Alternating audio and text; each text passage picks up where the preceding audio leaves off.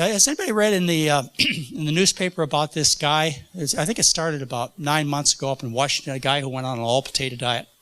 He did it out of protest. He was a potato farmer, went on an all-potato diet out of protest because everybody said such bad things about potatoes, and so he went on a diet for 60 days of nothing but potatoes, basically nothing but potatoes. And what happens is he lost 35 pounds and cholesterol dropped like 60 points. You know, typical things that happen when people go on starch-based diets. And this made national headlines. It was all over the internet and so on.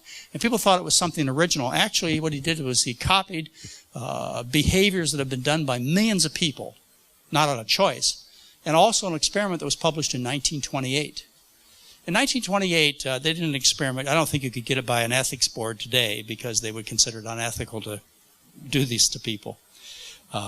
What they did in this experiment in the 1920s is they took a man who was 25, a woman who was 28. They were very physically active. They were what you would call marathon runners. And they housed them in a situation where they controlled all their food. And what they fed them was an all-potato diet. Basically, all they ate was potatoes for 6 months. Now, that's not entirely true. They ran into a problem. The problem is because they were so physically active, they had to add energy to their diet. So what they added was oil to the potatoes. Now, when you add oil, all you add is fat. You add no vitamins, no minerals, no fiber, no protein, nothing but oil. And so you dilute out the nutritional qualities of the potato. That was their diet for 6 months. Now, you can go to Google as soon as you get home. You can enter all potato diet and Kahn, K-O-N, who's the author, or you can enter this scientific reference. And what will come up as the first entry in your Google search is this particular study. And you click on it, and it's free. You can read it. And when you read through the study, you'll find something interesting. At the end of the study, they make two profound statements about this man and woman. They say, number one, they did not tire of the all-potato diet. They had no desire for change. I can relate to that. I mean, I could easily live on a diet of potatoes. In fact, my favorite food when I was growing up was mashed potatoes, peas and corn, all mixed together with some brown gravy. Of course, you know where the brown gravy came from. But these days, Mary still makes that for me. Still one of my favorite evening meals. They did not tire of the all-potato diet. Number two, they declared them in excellent health. The way they stated it was, even though they were both physically active, they were described as in good health on a diet in which the nitrogen protein was practically solely derived from potatoes.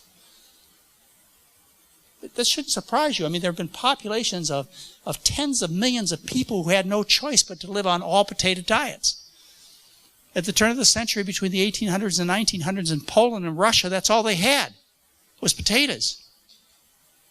There have been many populations of people who have lived on diets solely of starches, not only out of choice, but out of necessity. All right.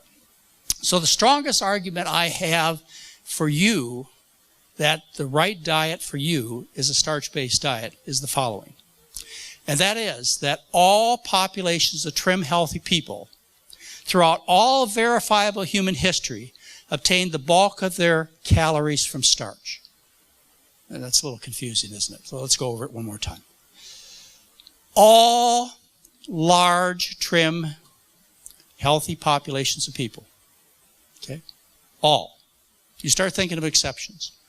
All large populations of trim, healthy people throughout all of verifiable human history obtained the bulk of their calories from starch.